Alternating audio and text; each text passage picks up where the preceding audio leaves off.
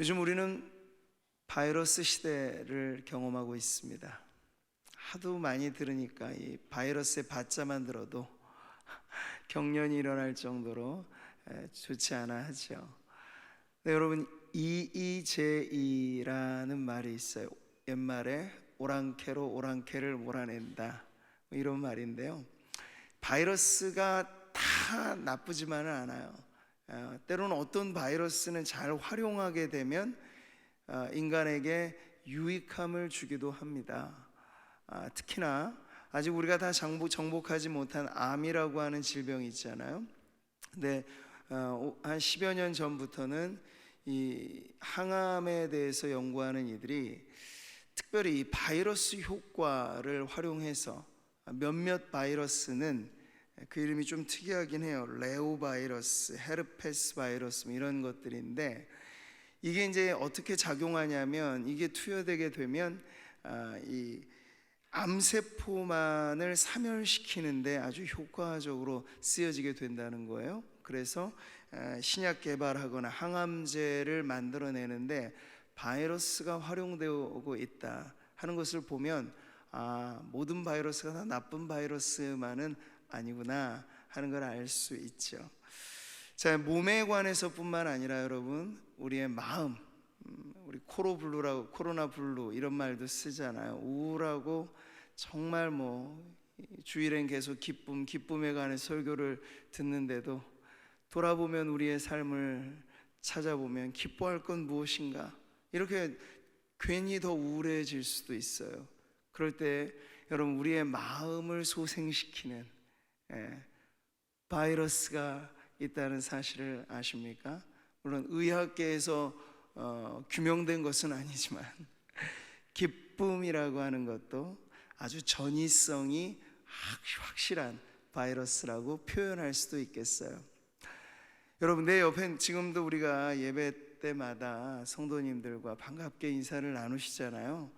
그럴 때 정말 내 옆에 누가 앉아 계시는지 인상을 푹 찡그리고 그냥 보기만 해도 막 레이저가 나갈 것 같이 그렇게 나를 노려보면, 그런 분 옆에 있으면 괜히 기가 죽고 내 마음도 울적해지고 뭔가 모르게 막 이렇게 짜증이 밀려올 수 있어요.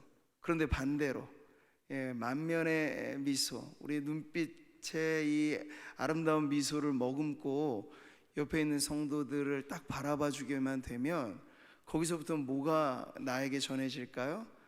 그 성도님의 아름다운 눈빛에 흘러나오는 기쁨이 나에게도 찾아오게 된다는 거죠. 정말 그런 거 아닌가 한번 실험을 해볼까요?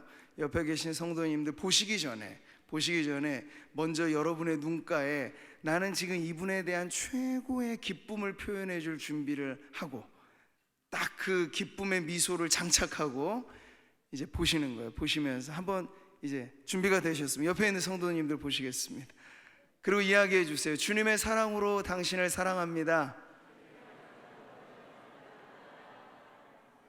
자, 실험을 한번 해보는 건데, 나 이 얼굴, 이 말 듣고 나 기분이 너무 싫다, 너무 짜증난다, 아무도 없으실 거예요. 누군가 나에게 미소 지어주고 사랑한다고, 당신이 축복한다고 하는데 기분 나쁠 성도들이 어디 있겠습니까? 이 기쁨이란 게 그런 것이에요. 네, 여러분, 나눌 수 있다면 성도들은 무엇을 나누는 사람이어야 하겠습니까?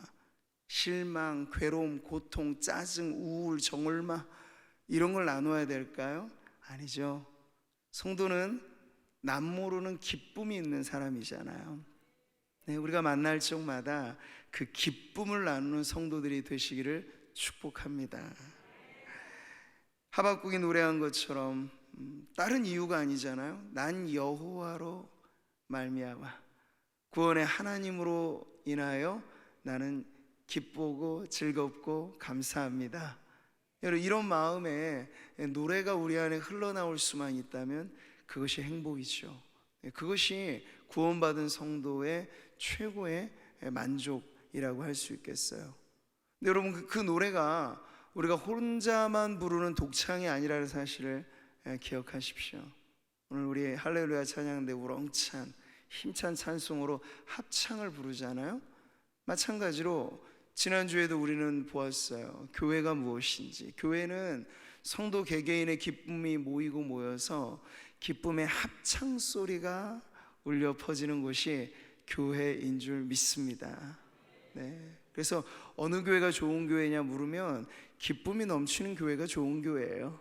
네. 예수님 때문에 좋고 기쁘고. 사도행전에 나오는 교회를 우리가 봤잖아요. 먹고 살기로 따지면 우리랑 아니면 우리보다 더 힘들기는 매한가지. 그런데 사도행전에서 우리가 만나는 교회의 원형의 모습은 모일적마다 그렇게나 기쁜 거예요. 네. 어느 교회가 건강한 교회입니까? 기쁨이 충만한 교회가 건강한 교회입니다.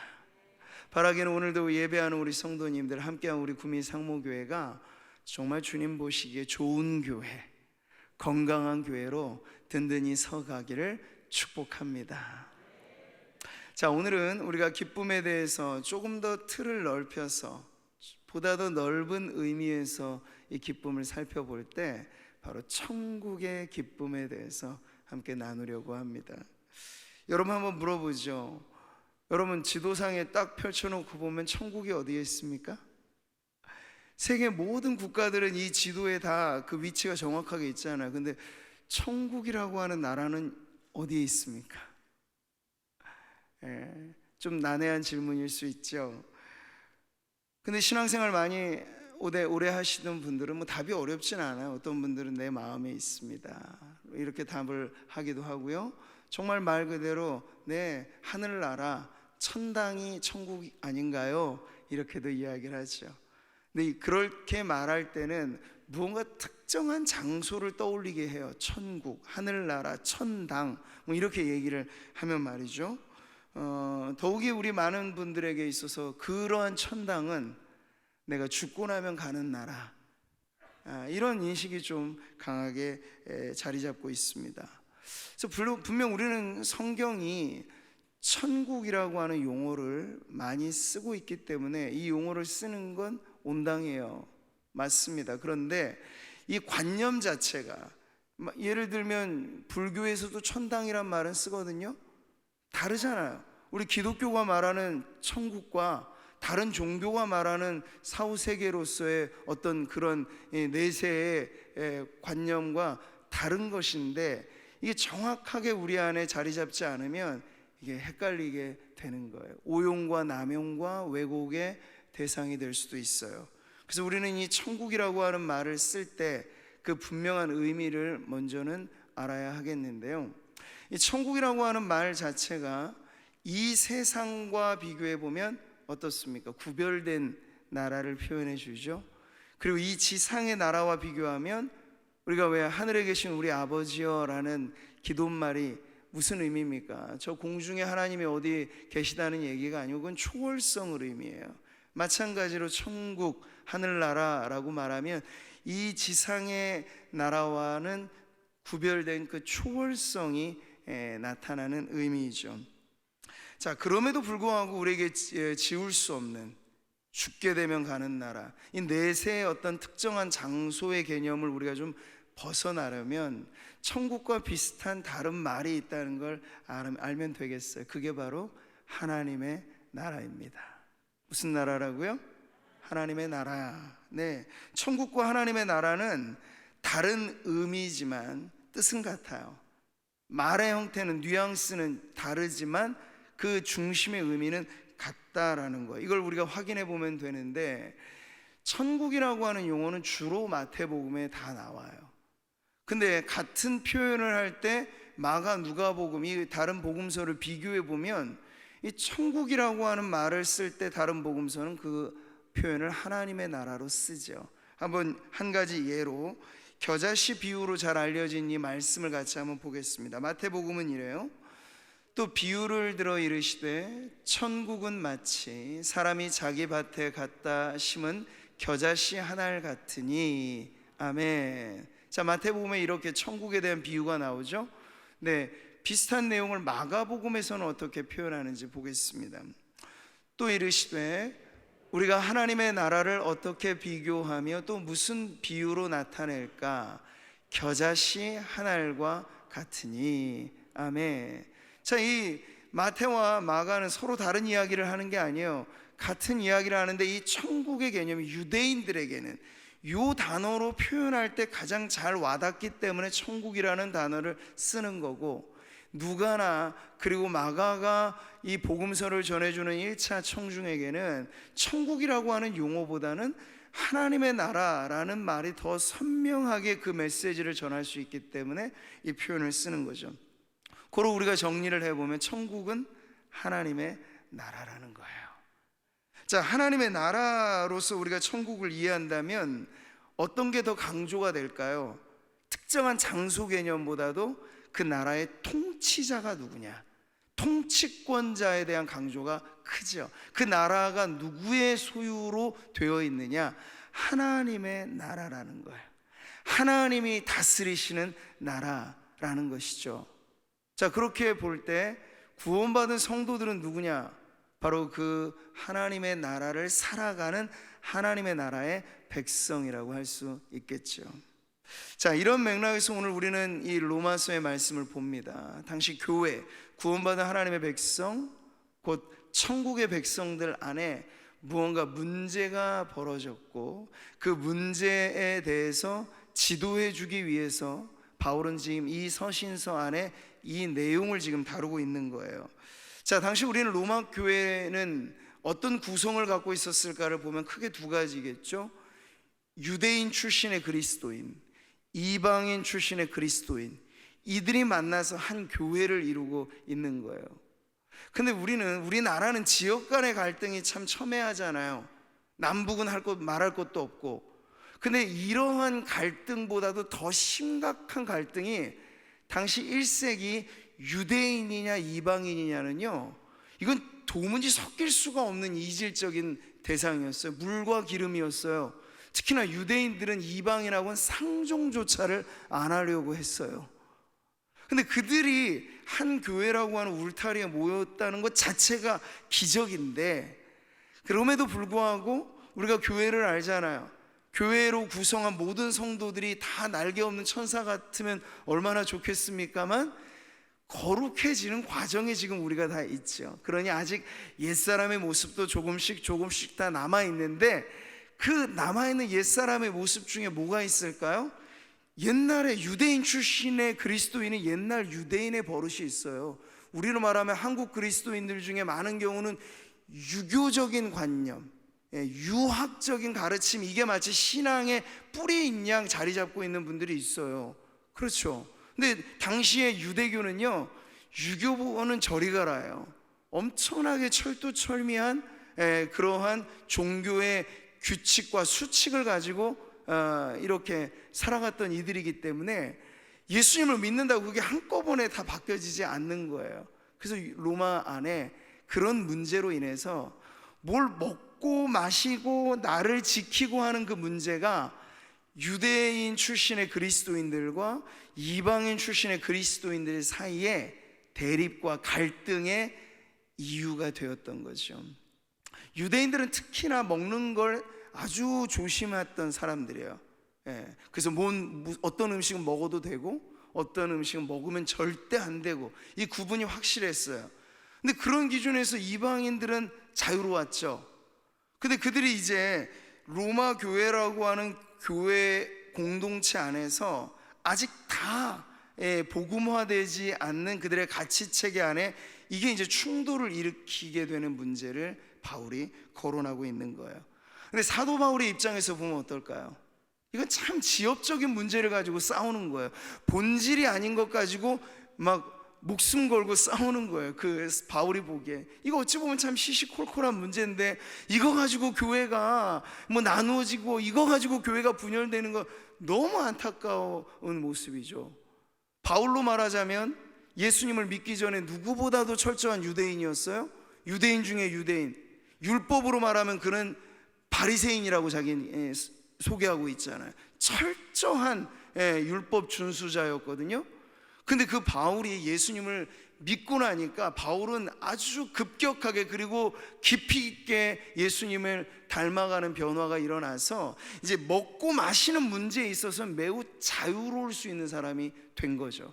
옛날 유대인의 관습을 떠나서. 근데 아직까지도 그걸 버리지 못한 이 유대인 출신의 그리스도인들을 보면서 바울도 매우 안타깝기는 하지만 목회자로서 그는 이해하는 마음은 가졌어요. 아, 시간이 걸리겠다.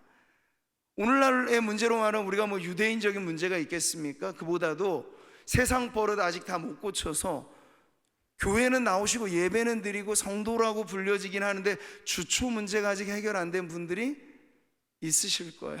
손 들라고 하면 곤란하실 거고 있을 수 있어요. 근데 이런 부분은 목회자인 제가 봤을 때 이게 그러면 천국 가고 말고의 심각한 문제인가? 그건 아니에요. 예수님을 믿느냐 마느냐가 가장 결정적인 문제고 그 외에는 뭐 주초의 문제만 그렇겠습니까? 우리의 말버릇, 우리의 행동 거지 하나하나가 아직 옛날 사람의 습관을 버리지 못한 문제가 많잖아요. 근데 그런 게 시간을 두고 성숙해지고 거룩해지기 때문에 목회자인 제가 봐도 아, 이건 좀 이해를 더 해드려야 돼, 기다려드려야 돼. 이게 지금 당장은 다 안 바뀌어지실 수 있지만 앞으로는 좋아질 거야, 이런 마음을 가지고 바라본다고요. 바울도 지금 그런 관점에서 먹는 문제 가지고 걸려 넘어지는 사람이나 먹는 문제 가지고 대범한 사람 모두가 복음으로 우리가 서로를 포용할 수만 있다면 이거 아무것도 아니다 라는 입장을 이렇게 말씀 전하고 있죠. 같이 한번 보세요. 먹는 자는 먹지 않는 자를 업신여기지 말고 먹지 않는 자는 먹는 자를 비판하지 말라. 이는 하나님이 그를 받으셨음이라. 아멘. 이 얼마나 자유로워요. 자유로우면서도 얼마나 포용적인 사랑이 있어요. 본질의 문제가 아니기 때문에 이거 가지고 너무 왈가왈부하지 말고 이해해 주라고. 유대인 출신의 그리스도인은 이방인 출신의 그리스도인들을 좀 이해해 주고 이방인 출신의 그리스도인들은 유대인 출신의 그리스도인들을 이해해 주면 이거 다 해결될 문제야 라고 말을 하는데, 현실의 교회는 그래도 늘 이런 문제들이 시끌벅적하게 교회를 만드는 거야.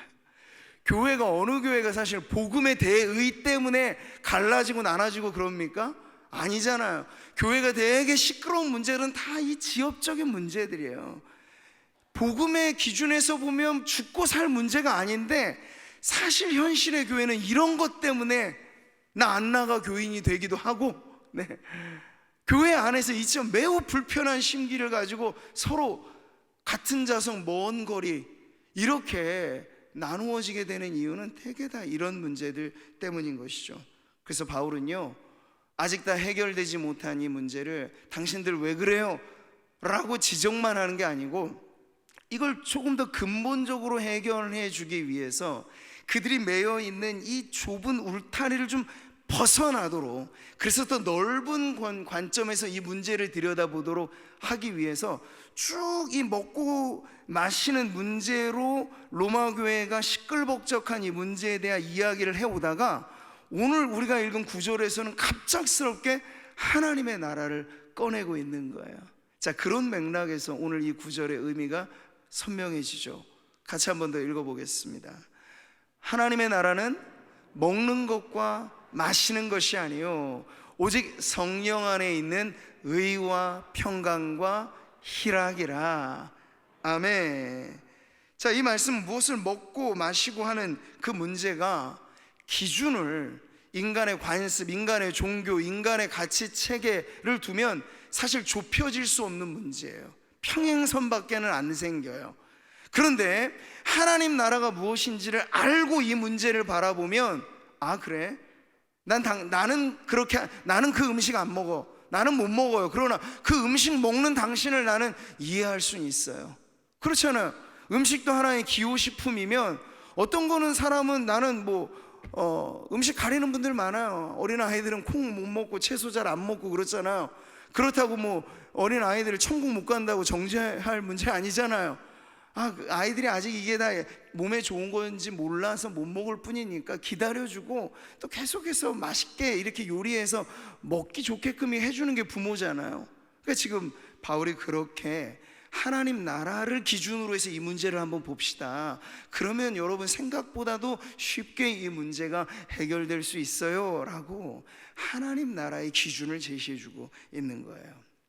여러분, 우리 교회는 뭐라고 했습니까? 천국 백성이죠. 하나님 나라를 살아가는 백성이에요. 여러분, 우리 법이 많이 있지만 법에서도 최고법은 헌법인데, 헌법 1조 1항을 보면 대한민국은 뭐라고 명시하고 있습니까?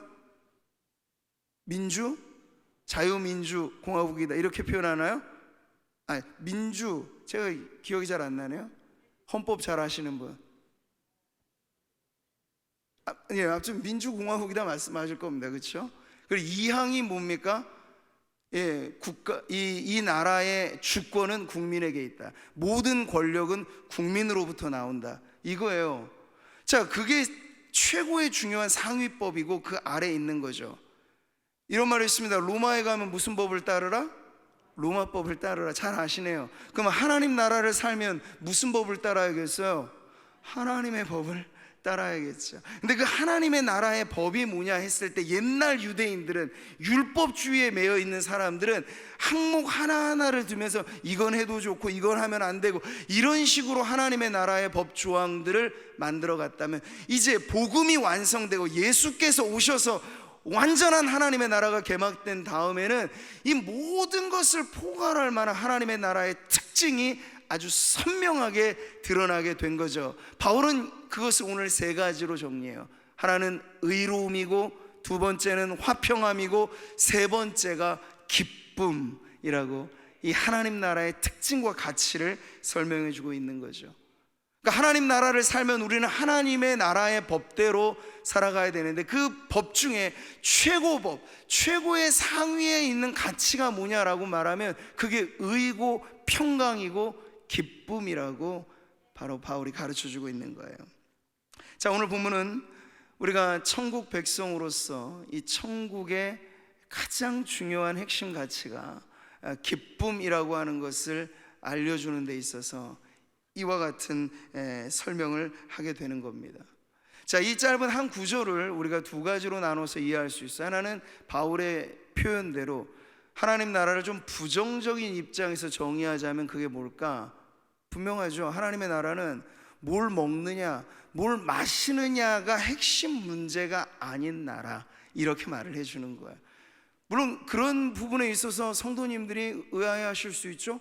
아니 목사님, 우리도 먹고 사는 문제가 성도들에게 가장 당면한 시급한 문제고, 어디 경제 문제에서 자유로운 사람이 있습니까? 뭐 정치 사회 현안에 대해서 자유로운 사람이 있습니까? 없지요. 이 세상에 발을 딛고 살아가면 이게 다 필요한 문제지요. 그런데 잊지 마시라는 말이에요. 우리는 이 나라에 귀속된 대한민국의 국민임과 동시에 하나님 나라를 살아가는 천국 백성이라고 하는 사실이에요. 그러니까 바울이 말하는 그 이중 시민권이란 이런 거죠. 그러나 우리의 시민권은 하늘에 있는지라. 아멘. 이 땅을 살면서도 이 땅의 법칙과 규례를 우리 존중하지만, 더 우리의 인생을 이끌어가는 기준은 바로 하나님의 나라, 그 의와 평강과 기쁨의 나라 안에서 우리가 뭘 기준으로 하며 살아갈지가 더욱더 우리의 정체성을 규명하는 아주 중요한 내용이라고 하는 것이에요. 네, 우리도 충분히 먹고 사는 문제로 왈가왈부합니다. 이 땅에 많은 사람들이 그러하듯. 그런데 문제는요, 천국 백성인 우리의 정체성을 갖고 이 문제를 바라보면 이게 우리에게 필요한 문제, 중요한 문제일 수는 있지만 여기에 우리의 자존심을 다 걸지는 않을 수 있어야 된다는 거예요. 무엇을 먹을까, 무엇을 마실까, 무엇을 입을까 하여 염려하지 말라고 누가 말씀하셨어요? 예수님 말씀하셨잖아요. 네, 예수님께서 공생애를 시작하면서 광야에서 받은 시험의 첫째 문제가 뭐였습니까? 돌들로 떡을 만들어 봐라. 이거 엄청난 기적이겠죠. 그건 못 하실까? 하실 수는 있어요. 그런데 안 하세요. 왜냐하면 천국 백성은 떡만 가지고 사는 백성이 아니고 하나님의 입에서 나오는 말씀을 먹고 사는 백성이기 때문에, 떡은 좀 없으면 줄이면 그만이지만 우리의 더 근본의 정체성은 말씀 없으면 안 된다라고 하는 확신이 천국 백성의 정체성이기 때문에 나는 하나님의 말씀을 통해 삽니다 라는 걸 보여주셨단 말이에요. 그런 기준에서 오늘 우리가 이 말씀을 통해서 이 땅을 살아가는 동안 교회인 우리가 로마 교회 성도들처럼 별 중요하지도 않는 문제들이 중요한 이슈가 되고, 그것 때문에 내가 마저 당신이 틀려 싸우고 나누어지고, 그러면 뭐가 벌어질까? 결과적으로 기쁨이 말라지는 거예요. 교회에 와도 기뻐할 일이 없는 거예요. 복음은 우리에게 언제나 기쁜 소식으로 메아리치는데 내 마음은 늘 언짢은 거예요. 근데 그 언짢은 이유를 들여다보시라는 거죠. 하나님 나라의 기준에서 지금 이 문제를 보면 내가 이것 가지고 죽네 사네 할 문제인가? 아니라는 걸 알 수 있습니다. 바울의 근본적인 해결책은 바로 그거예요. 우리가 어느 나라에 속한 백성인지를 잊지 마십시오 라는 거죠. 우리는 천국 백성입니다. 천국의 천국다움은 하나님이 통치하시기 때문에 의로운 나라, 평화의 왕 되신 예수님께서 함께 하시기 때문에 평강의 나라, 그리고 기쁨의 영이신 성령께서 맺어주시는 기쁨의 열매가 있기 때문에 기쁨의 나라, 우리 그 나라 살고 있으니 다른 문제들 때문에 평강 잃어버리지 마시고 기쁨 빼앗기지 마시라고 말씀을 하고 있는 것입니다. 여러분, 예수님은 가르침의 많은 주제들 중에 천국을 아주 많이 가르치셨어요. 그 중에 마태복음의 13장에 보면 천국에 관한 7가지 연속된 비유가 나오고, 그 가운데 우리에게 잘 알려진 밭에 감추인 보화라는 비유가 있죠. 이 비유는 아주 짧아요. 한 구절에 나와 있어요. 같이 보실까요? 천국은 마치 밭에 감추인 보화와 같으니 사람이 이를 발견한 후 숨겨두고 기뻐하며 돌아가서 자기의 소유를 다 팔아 그 밭을 사느니라. 아멘. 천국을 보화에 비유하시는데 그냥 보화가 아니라 밭에 감추인 보화예요. 그래서 이걸 발견한 사람만이 그 진가를 아는 것, 그게 천국이라고요. 그런데 오늘 이 비유에서 주님이 강조하시는 대목이 뭐냐? 이걸 발견한 사람의 반응이에요. 이걸 발견하고 나서 이걸 어렵게 숙제처럼, 나 이거 천국을 누리려면 이거 어떻게 해야 되지? 무슨 일을 해야 되는 거지? 그게 아니고 연신 이 사람은 기뻐하면서 자기 집에 돌아가서 뭘 합니까? 자기 재산 다 정리에다가 몽땅 영끌에다가 올인해가지고 이 보화가 감춰진 밭을 통째로 사요. 그럴 때 이 사람이 이걸 아까워하겠느냐? 아니에요. 기쁨으로 이 모든 걸 몽땅 털어서 그 부분에 집중을 해도 아깝지 않을 게 뭐라고요? 천국이니까. 사랑하는 성도 여러분, 우리는 천국 백성으로 살아가면서 우리가 기뻐하는 이유가 무엇인지를 아실 때 그냥 의미 없이 기뻐합시다 해서 기뻐하는 게 아니에요. 천국이 어떤 나라인지를 알면, 그 보화를 발견하면, 이건 엄청난 거예요. 가장 위대한 발견이에요. 우리의 인생의 가장 중요한 발견이에요. 그걸 발견했을 때 우리의 헌신도, 우리의 봉사도, 천국을 위한 우리의 어떤 희생도 절대로 손해가 아니고 아깝지 않고 이것마저도 나의 기쁨이라고 말할 수 있는 그 나라가 바로 천국이라고 주님 말씀하시는 거예요. 여러분은 이 천국을 발견하셨습니까? 여러분은 천국의 백성으로 살면서 아깝지 않은 기쁨에 겨워 섬기고 봉사하고 예배하고 교제하고 전도하고 이 모든 것이 전혀 아까울 것 없는 우리의 기쁨의 표현이 되기를 바랍니다. 그게 천국을 살아가는 법이에요. 사랑하는 성도 여러분, 천국은 무슨 고행을 해서 가는 나라가 아닙니다. 천국은 발견하는 거예요. 그걸 우리는 은혜라고 말하죠. 밭에 감추인 보화는 내가 만든 것 아니에요. 누가 거기다 담아 놓은 거예요. 그것이 바로 하나님의 은혜입니다. 우리가 그것을 발견한 이후에 우리의 마음이 이 주님의 비유에 나와 있는 사람처럼 기쁘도다 노래하면서 감사하면서 여러분 천국을 사는 성도들이 되기를 바랍니다. 그 천국은 죽어서나 가는 나라 아니고 바로 지금 오늘 이곳에 성령이 임재하시는 곳이라면 어디에나 펼쳐지는 그 기쁨이 오늘 천국임을 믿으시고, 천국 백성으로서 내 안에 이 기쁨으로 인하여 하나님 앞에 감사하면서 영광의 찬송 홀로 부르는 것만이 아니라 우리가 합창의 노래로 천국의 기쁨을 노래하는 건강하고 좋은 우리 교회 되기를 다시 한번 주님의 이름으로 축복합니다.